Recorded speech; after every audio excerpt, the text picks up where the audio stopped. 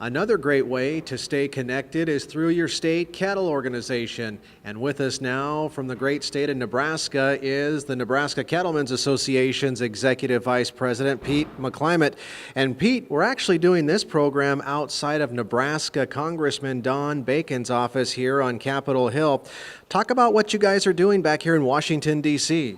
Well, obviously, we're pushing for all the issues that are important for beef producers, especially Nebraska beef producers. And so Congressman Bacon is from Omaha, but the reality of it is he's got the great attitude and philosophy that he's going to support all of Nebraska, just not his second district. Absolutely. So what are some of those big ticket items that folks back in your home state are watching these days that are impacting not just your beef cattle industry, but also nationwide? Well, the electronic logging device that is in possibility going to take place, and so it is very onerous and it doesn't work for beef producers and livestock producers around the country. And so as you think, the central part of the country is where we feed cattle, so we get cattle from all coasts, Canada, Mexico. So when you think of the commerce that's involved and the new rule that's proposed, it doesn't work, and we've got to firm up these votes on Capitol here for our members. Yeah, what would be, the optimal result out of this, I guess, when it comes to those ELDs and hours of service? Because we've talked with a lot of other leaders within the industry, you can't treat those who haul livestock the same as other cargo.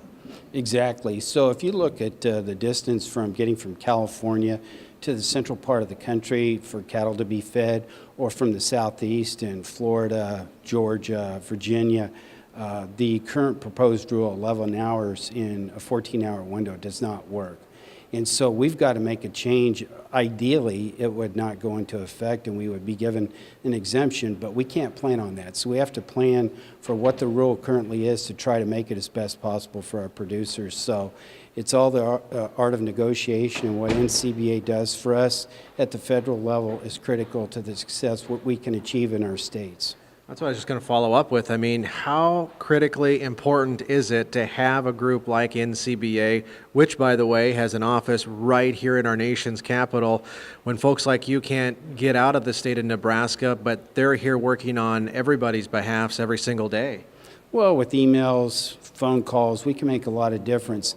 But a lot of times it depends on those that come here face to face and make a difference, and it's all done by relationships. So Colin Woodall's team, which includes Allison Cook and Danielle Beck, as well as Scott Yeager, some of those people can't back us.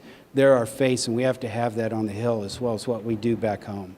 Anything else top of mind for beef cattle producers back home, legislative-wise? Well, obviously, we are threatened and keep a watchful eye on what's going on trade, because as 15% of our trade is dependent upon our exports. That many times is the difference between profit and loss. So we have to make sure that this current administration understands the need for that. So take, for example, KORUS, the Korean-U.S. Free Trade Agreement. $47 of every animal harvested comes from the Korean market. So that's huge. So then you take NAFTA to a different level. It's paramount that we have to have a really good, strong base here from our NCBA staff, making sure that we tell our federal delegation that we have to have trade first and foremost. Yeah, that's what I think a lot of folks back home forget to think about when they think about the prices they're being paid, at the ranch gate, so to speak. These export markets are creating additional value that they will end up realizing. Yeah, and so then you throw on top of that the possibility with China, and that just, really emphasizes this. So 1.4 billion people, if they bought a quarter a pound, think of what that would mean for the potential of beef producers back here in the States. Well, there's never a lack of issues to talk about here in the nation's capital when it comes to our industries like the U.S. beef cattle industry. But Pete, thanks for always taking time to tackle these issues back here on Capitol Hill and for joining us here on Cattlemen to Cattlemen. Kevin, with that, we'll go ahead and send it back to you.